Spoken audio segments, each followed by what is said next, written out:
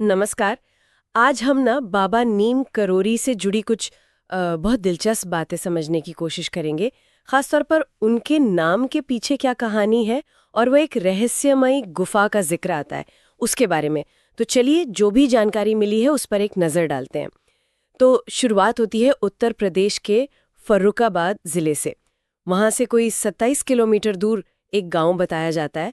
इसी गांव में लक्ष्मण दास नाम के एक संत कहते हैं करीब 17 साल तक रहे थे और यहीं से मतलब बाबा नीम करोरी की कहानी का एक ज़रूरी हिस्सा जुड़ता है। और यहाँ एक थोड़ी हैरान करने वाली बात भी है। सुनने में आता है कि उन्होंने वहाँ हनुमान जी की साधना की और उसी दौरान अपने ही हाथों से एक गुफा खोदी।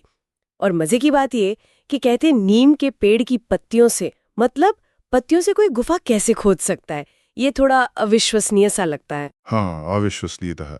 और यही बातें आप देखिए बाबा से जुड़ी जो मान्यताएं हैं उनको और गहरा बनाती हैं।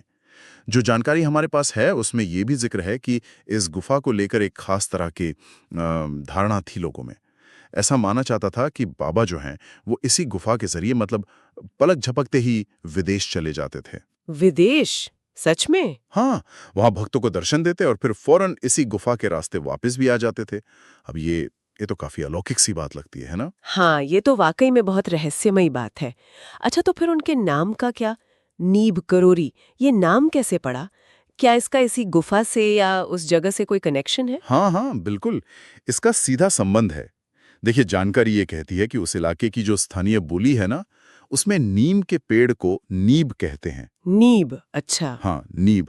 और किसी चीज को धीरे धीरे खोदना या कुरेदना जो होता है, उस क्रिया के लिए कुरेरना शब्द इस्तेमाल होता है। कुरेरना, हाँ समझी। तो बस इन्हीं दो शब्दों को मिला दिया गया, नीब यानी नीम का पेड़ और कुरेरना यानी वो खोदने का काम। तो हम्म। बन गया नीब करोड़ी। कहते हैं कि गुफा खोदने का जो ये काम था ना, हम्म। इसी वजह से उनको ये नाम मिला।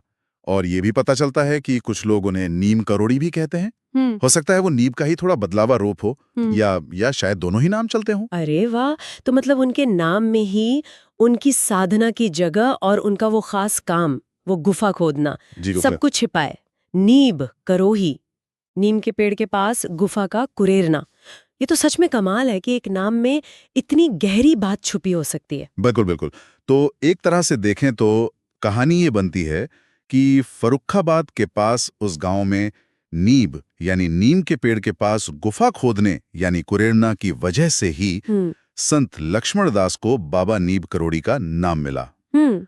और ये सारी बातें जैसे हमने कहा हमें मिले स्रोतों पर आधारित है। और वो गुफा जिसके बारे में इतनी बातें हैं कि बाबा ने खुद खोदी थी, क्या वो आज भी है? जानकारी क्या कहती है इस बारे में? हाँ, जहां तक पता चलता है वो गुफा आज भी मौजूद है।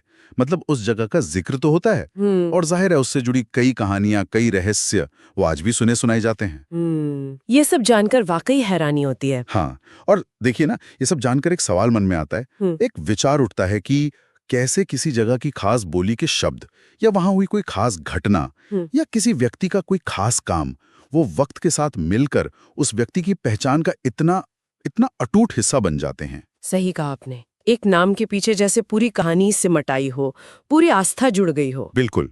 और यही शायद सोचने वाली बात है कि कैसे हमारी स्थानीय संस्कृति, हमारी भाषा और हमारे कर्म ये सब मिलकर किसी की एक स्थायी पहचान बना देते हैं। एक ऐसी पहचान जो फिर पीढ़ियों तक याद रखी जाती है।